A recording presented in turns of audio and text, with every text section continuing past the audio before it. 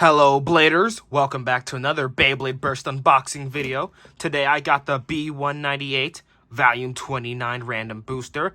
And even though I did get the whole entire set, so I got all these bays right here, I'm only going to be focusing on Hazard Kerbeus, since that is the prize bay. It's crazy because for Takara told me, Kerbeus hasn't gotten an evolution since Hazard Kerbeus and the Cho-Z layer system. Now, Hasbro, for the Hyperspear system, did do their own exclusive evolution of Kerbeus called Shield Kerbeus, so that's pretty interesting. But for TT, this is the next bay in the Kerbeus line since Hazard. When it comes to its gimmicks, the core actually has a rubber lock like the Bahamut core, and the blade chain has 6 purple chains that extend outwards or can be pushed in. And in fact, the way chain works is very similar to the tack blade from GT, where depending on the part, you can actually alter the number of chains that will extend outwards. Here is the back. Get a list of all the other bays here. Again, I'm not covering them. I do have all these other bays. I'm just not covering them because I'm not really interested in either one of them. But yeah, let's get the unboxing started. So now I have all the parts for Chain Kerbeus laid out for you. So we're going to start off with the driver, that being Yard Dash. So Yard came on Emperor Fornius, a bay in the Cho-Z layer system. And pretty much has a free spinning ball tip like Orbit and Atomic. But the only difference is that Yard is slightly shorter compared to Orbit and Atomic, and has a plastic ring going all around it. Now, this plastic ring is supposed to give the combination good balance support for better knockout resistance and some life after death. But in actuality, because it's completely stationary and very smooth, it actually causes the bait to scrape a lot and lose a ton of stamina. So this definitely lowers Yard's usage in defense combinations as a result. Here we have a new DB disc called Fortress. Definitely glad that they made this because I was worried that we're going to be seeing a lot of reused parts here, and we kind of are, but it is glad we're getting some new parts. Interestingly, the very design of the center of the Fortress disc is similar to the limited disc from, I believe it was Hazard Kerbeus, or King Kerbeus if you want to go by the Hasbro name. So that's very interesting. It has this nice little ring going around here. Now, the description of it is that it's supposed to be good for inner central weight distribution, which is better for defense types. And it is a fairly heavy disc, I believe 31 grams. I don't have my own little mini scale, but I have seen other videos of it. So it's actually a pretty heavy disc, so hopefully it's good for defensive combinations. So we went by the other parts pretty quickly because there's not much to cover. So now we got the whole layer. Chain Kerbeus 6. So the 6 armor is nothing special. Came on Cyclone Ragnarok. Unfortunately, with BU, they're not doing any armor stickers anymore, which is a little disappointing. But it's understandable since the armor stickers just came off really easily. As for the chain blade, here it is. Just want to say, I really do like Chain Kerbeus' overall aesthetic.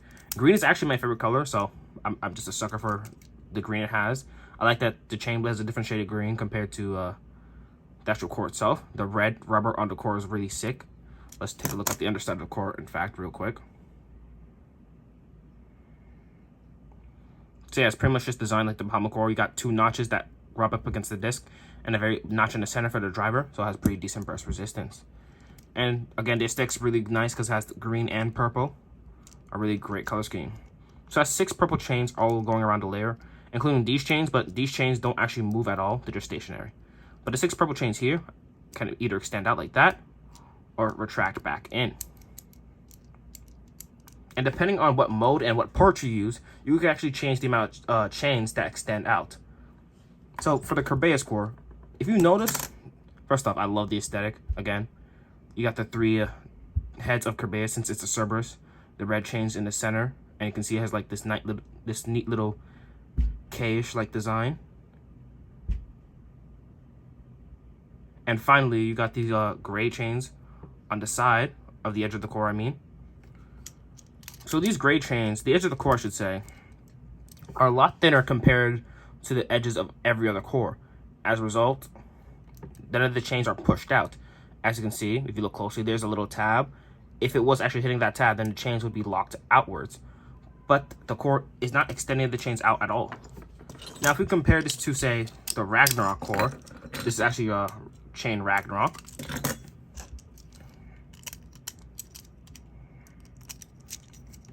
As you can see, now all the chains have extended outwards.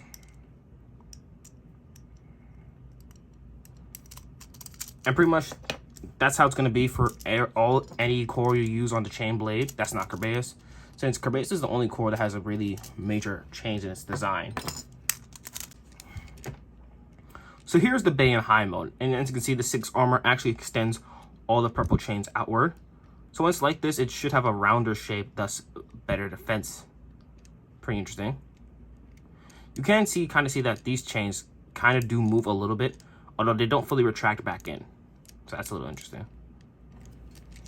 So here we got chain Kerbeus in high mode with the 2 armor from Guilty Longinus. So as you can see here, these 2 chains actually do move, the top and bottom ones. They do move a little bit. They can retract in, but all the other chains actually are fully extended out for the most part. So with the 2 armor and the chain blade will have 4 chains activated. Here's another example of how the gimmick works. We have the 3 armor. Interestingly, 1, 2,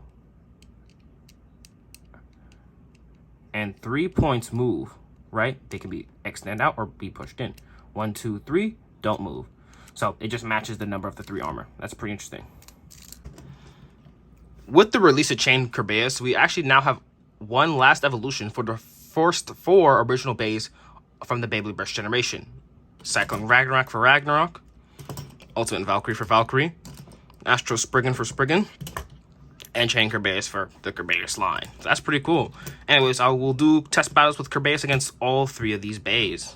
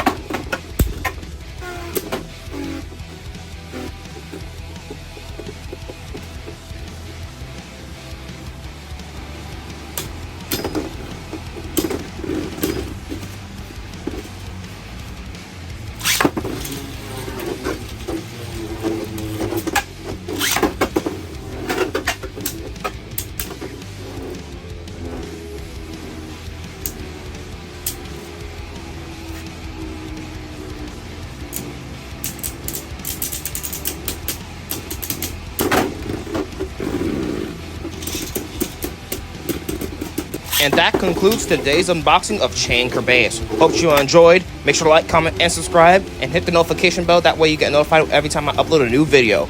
See y'all next time, Bladers.